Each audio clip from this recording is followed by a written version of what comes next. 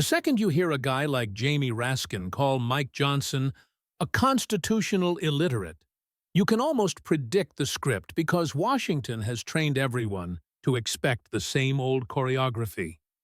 A professor-type Democrat tosses a sarcastic line.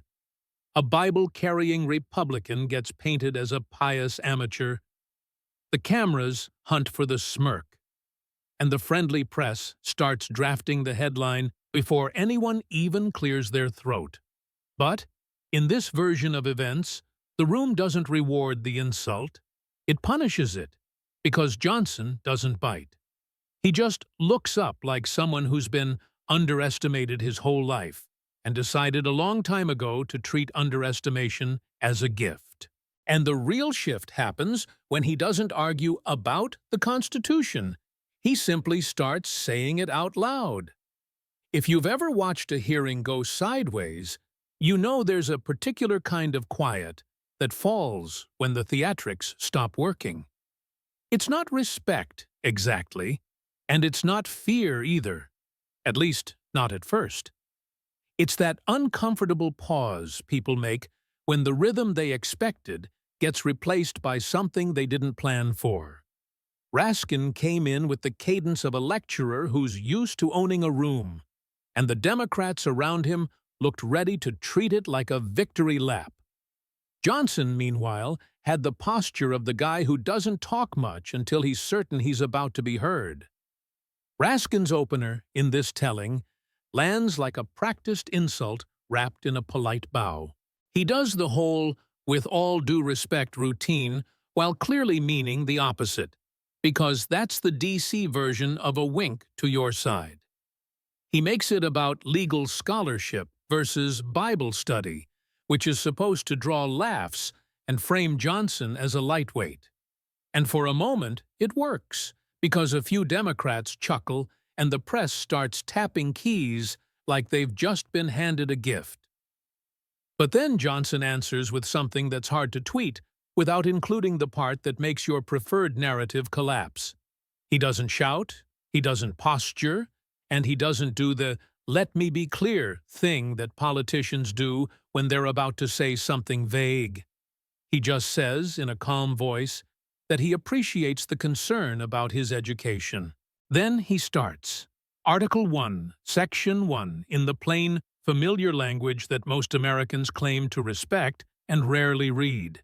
And he keeps going, not with the vibe of a guy showing off, but with the vibe of a guy stating the terms of reality. By the time he's rolling through the sections, you can feel the room do the math on live television. This is where the story gets interesting, because what rattles people isn't that someone can memorize words.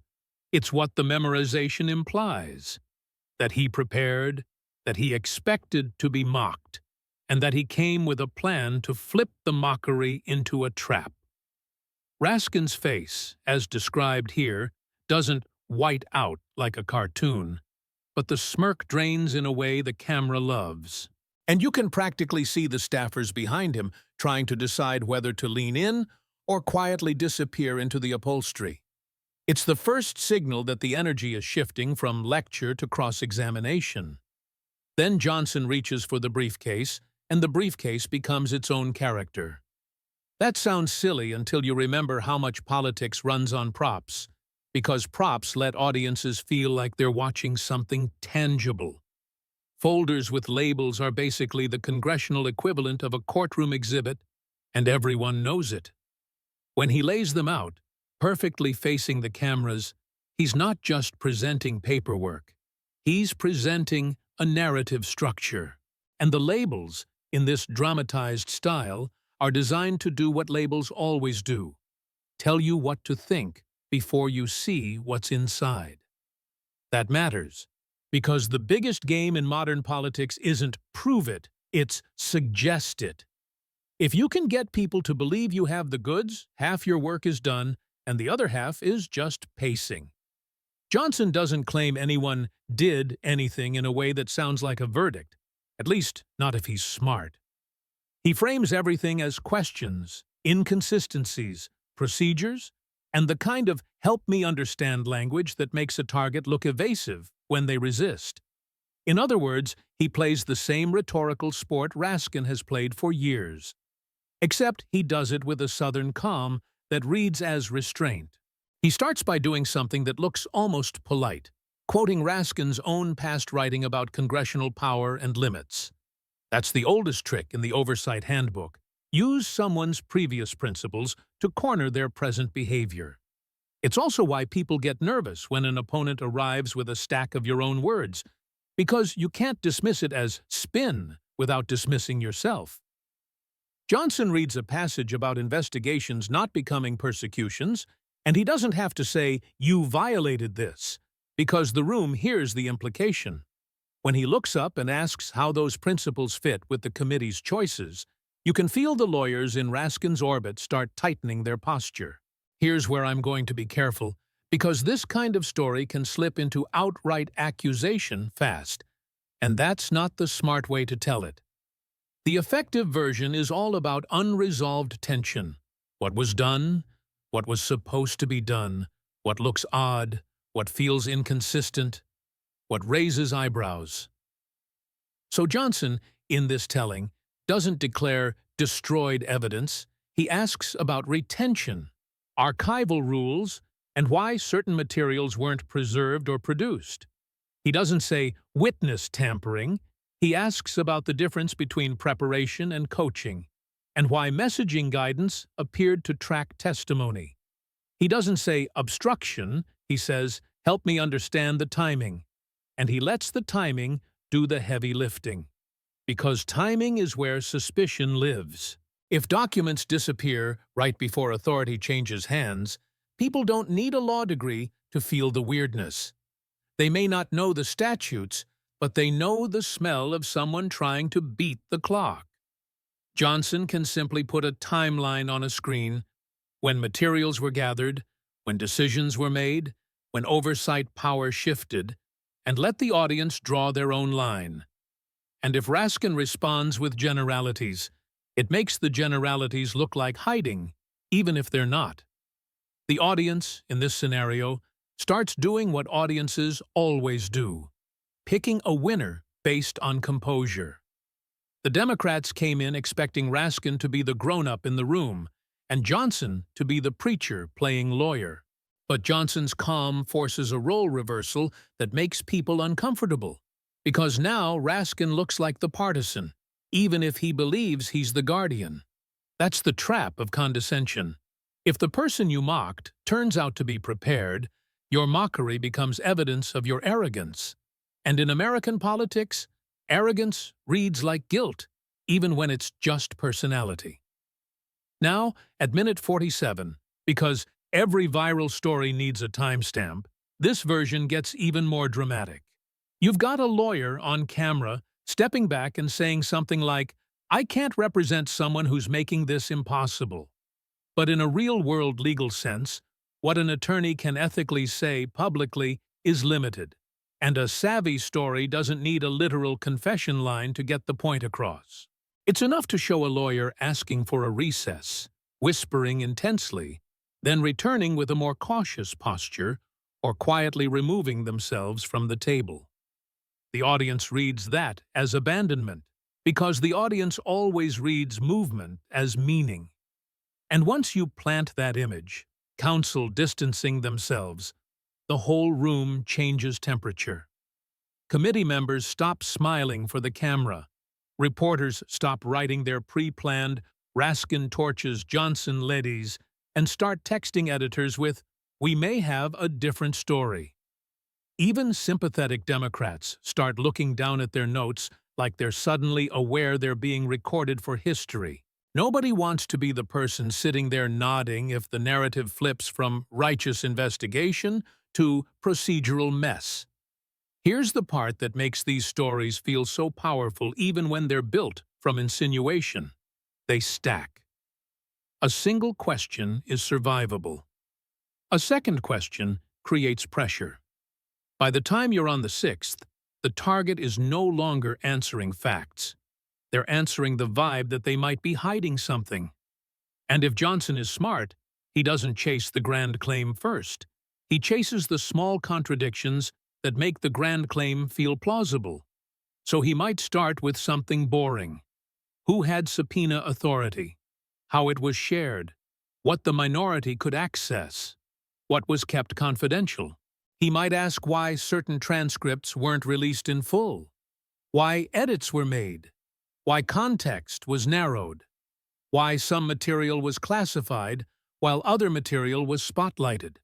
He might compare the process to prior high-profile investigations and ask why the committee deviated, then let Raskin argue because this was unprecedented. Then Johnson can calmly ask whether unprecedented means unlimited and whether emergency becomes a blanket excuse for bending rules. That's not a criminal accusation. It's an argument about governance, and it's the kind that can land with independents who don't care about either man's ego. The second folder, in a story like this, is never about one smoking gun. It's about a pattern that feels like one. You show communications that look like guidance. You show consultants who appear to shape messaging. You show media coordination that makes the hearing feel like production. And you never say, they fabricated, you say, they managed, because managed is safer and still corrosive. In the age of distrust, managed is practically a synonym for rigged without you having to say it. There's also an easy way to add a little humor without turning it into personal cruelty. You can describe DC's addiction to binders and labels like it's a fashion trend. You can point out that Congress has two currencies, airtime and outrage, and both inflate faster than anyone's salary. You can note that every modern scandal comes with a merch slogan before the fact-checkers finish their coffee. You can joke that the only thing Washington preserves reliably is its own press releases. The humor keeps it readable, and it also functions like camouflage, because it sounds like commentary rather than a prosecution. The Bible element, if you handle it carefully, can be framed as optics rather than theology. Raskin's dig is basically, you're hiding behind faith instead of expertise. Johnson's counter in this story is, I'm not hiding, I'm reading. And he uses scripture as a moral frame rather than a legal one. That's a subtle but important distinction, because he's not saying the Bible is the law. He's saying, the Bible reminds me the law is supposed to be just. Whether people buy that depends on their own biases, which is exactly why it plays so well on TV. Then you get to the moment where a Democrat stands up and says, I can't defend this. That's the kind of beat writers love, because it sounds like courage and betrayal at the same time. But if you want it to feel plausible without sounding like you're inventing facts, you frame it as a reaction, not a confession. You don't say the Democrat agrees with every allegation. You say the Democrat can't defend the process anymore, can't defend the optics, can't defend the shortcuts. In other words, even if the goal was legitimate, the method looks off, which is the safest and most persuasive version of the critique. Once that happens, the rest of the story writes itself, because politics is tribal, and nobody wants to be last to exit a burning narrative. Other Democrats start issuing careful statements about reviewing the claims and taking concerns seriously, which is DC speak for I'm backing away. Cable panels switch from hero versus villain to process questions, because process is the respectable way to discuss scandal without admitting you were wrong. Raskin's allies try to defend him without repeating the facts, because repeating the facts forces you to own them. Johnson's allies frame him as the calm adult and Raskin as the arrogant showman, because that framing doesn't require proof, only vibe. And the audience, meaning the internet, does what it always does. It freezes one frame of Raskin's face and turns it into 1,000 jokes. That part is depressing, but predictable, because our culture treats discomfort as content. You can write it with light satire without encouraging harassment by keeping it general, Memes exploded, screenshots spread, everyone became a body language expert overnight. You don't call for anyone to target anyone, you don't insult protected groups, and you don't make it about identity. You make it about human nature and the way spectacle eats nuance. Now, if you're keeping the tension high, you end the segment not with a verdict, but with a cliffhanger. Johnson, in this version, doesn't say, "This proves wrongdoing." He says, "This raises questions that deserve answers." He says the materials will be referred to appropriate channels, or reviewed further, or compared against established record-keeping standards.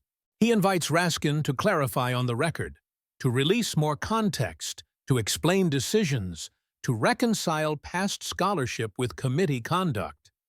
And if Raskin refuses, the refusal becomes the story, even if the refusal is legally prudent.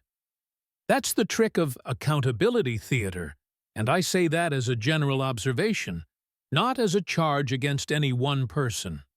A hearing is half inquiry and half performance. The best performers know that you don't have to prove everything today.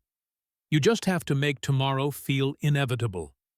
You build a narrative that sounds like it's headed somewhere, and the audience fills in the blanks with their own assumptions. And because people hate uncertainty, they mistake that feeling of inevitability for proof. So, in a tightly written voiceover, you would end this continuation with a set of questions that sound like common sense and keep viewers leaning in. If the committee was so confident, why not disclose more context rather than less? If the methods were above board, why do the timelines and communications look so carefully managed? If the point was truth, why do the choices keep aligning with maximum political impact?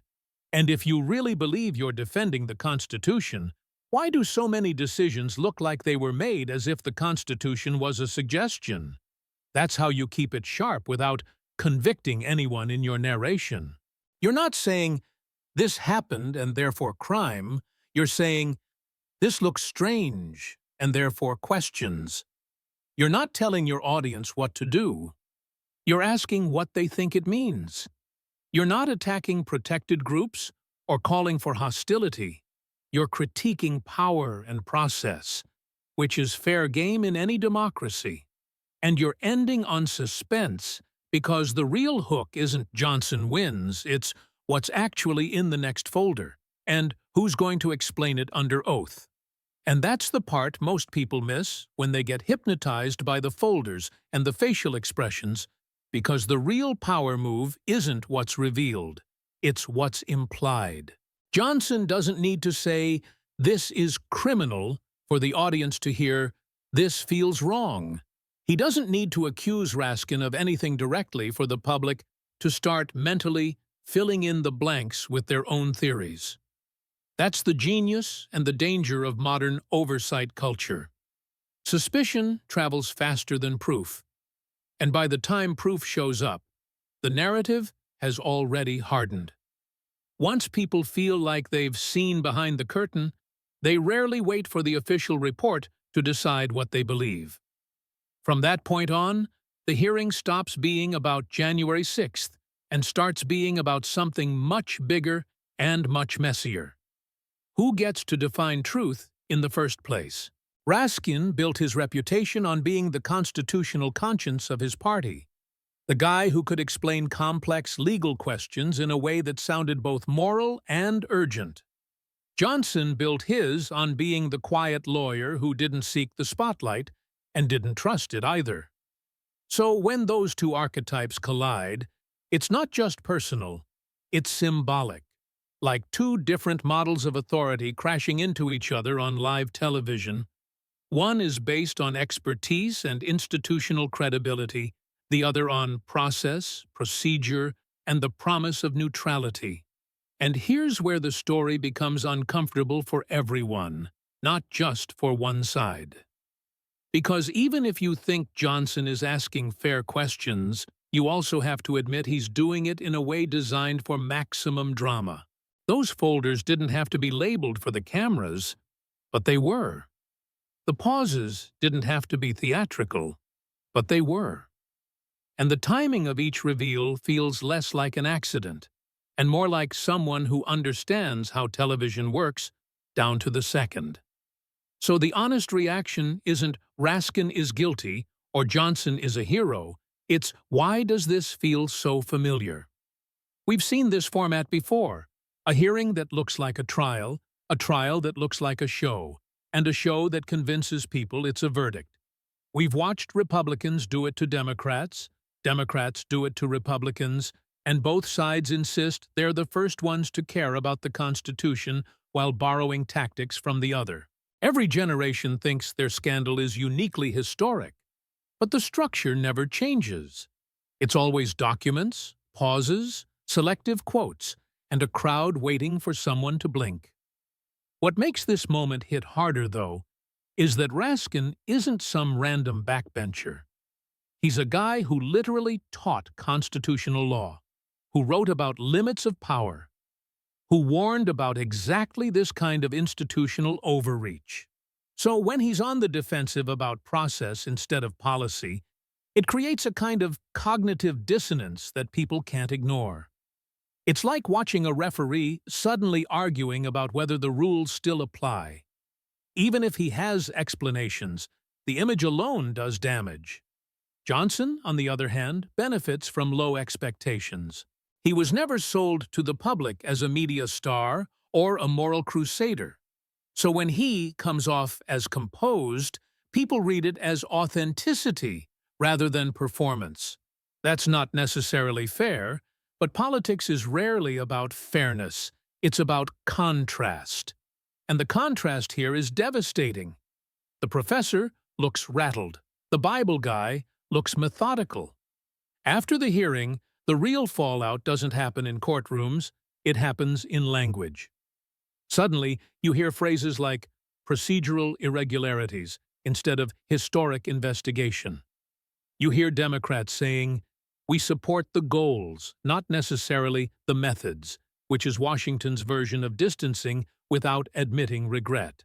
You see journalists adding more qualifiers to their old headlines, quietly editing articles, slipping in extra "allegedly," and critics say, nothing dramatic, nothing explosive, just a slow shift in tone that tells you the ground moved.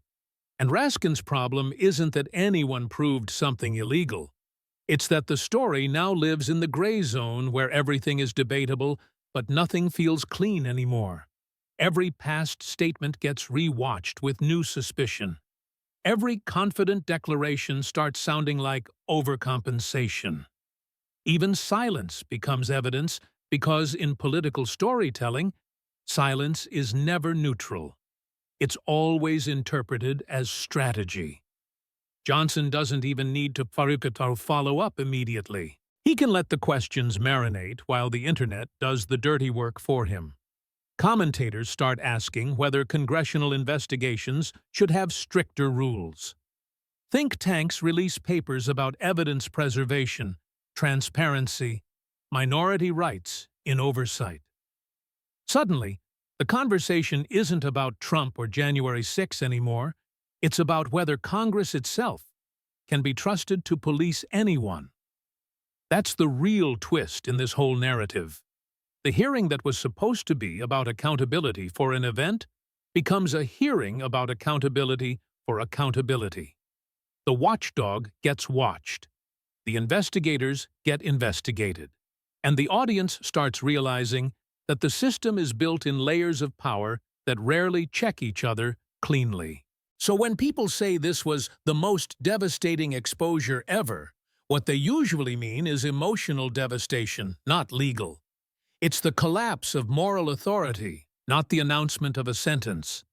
It's the feeling that someone who claimed to be above partisanship might be just as trapped in it as everyone else. And once that feeling sets in, it's almost impossible to reverse, because trust, unlike evidence, doesn't come back with footnotes. The irony is that both men, in their own way, claim to be defending the same thing. Raskin frames himself as protecting democracy from chaos. Johnson frames himself as protecting the Constitution from abuse. Those two ideas should align, but in practice they often collide, because one prioritizes outcomes and the other prioritizes rules. And history is full of examples where people justified bending rules because they believed the outcome was too important to risk. That's why this kind of showdown resonates beyond party lines. It taps into a deeper anxiety that Americans rarely say out loud. What if the people who swear they're saving the system are slowly teaching themselves how to bypass it? What if every emergency becomes a reason to rewrite procedures? What if extraordinary circumstances become permanent? And what if, one day, nobody remembers what normal oversight even looked like? So the lasting impact of this moment isn't whether Raskin lost or Johnson won. It's whether people start demanding clearer rules for everyone, not just for their enemies. It's whether the next investigation, regardless of party, is forced to operate with more transparency and fewer theatrics. And it's whether viewers finally realize that political hearings aren't designed to find truth as much as they are designed to shape belief. In that sense, the most unsettling part of the story isn't any single folder or quote. It's the realization that both sides know exactly how to use doubt as a weapon. Not doubt about facts, but doubt about motives, process, legitimacy itself. Once that kind of doubt becomes normalized, every institution starts looking suspect. And the Constitution, instead of being a shared foundation, turns into a prop everyone claims to hold while accusing the other side of dropping it. And that's where this whole story finally lands, not in a courtroom or a headline, but in the uneasy space between performance and principle. Because long after the clips stop circulating and the memes get tired, what people are left with isn't a verdict, it's a question mark. Not who was right, but what does accountability even look like anymore? If every investigation feels like a show, and every show feels like a trial, then maybe the real crisis isn't any one hearing, it's the format itself. We've built a system where truth competes with optics, and optics usually win on points. The irony is that both men walked into that room believing they were defending something bigger than themselves. Raskin saw himself as protecting democracy from erosion, from misinformation, from people he genuinely believed were dangerous. Johnson saw himself as protecting the Constitution from overreach, from shortcuts, from what he saw as moral certainty replacing legal restraint. Neither of those positions is cartoonishly evil, and that's what makes the clash feel so real instead of scripted. It's not good versus bad. It's urgency versus caution, outcomes versus process, certainty versus doubt. And maybe that's why so many viewers felt unsettled rather than satisfied. There was no clean hero, no obvious villain, just two different philosophies colliding in public. One says the system must be defended, even if it means bending some rules. The other says the rules are the system, and once you bend them, you've already lost. Both sound reasonable, until you realize they can't both be right at the same time. What lingers after all the noise is the uncomfortable realization that American politics no longer produces closure. Every big moment becomes a series, not a conclusion. There's always another hearing, another report, another new development that promises answers and delivers more uncertainty.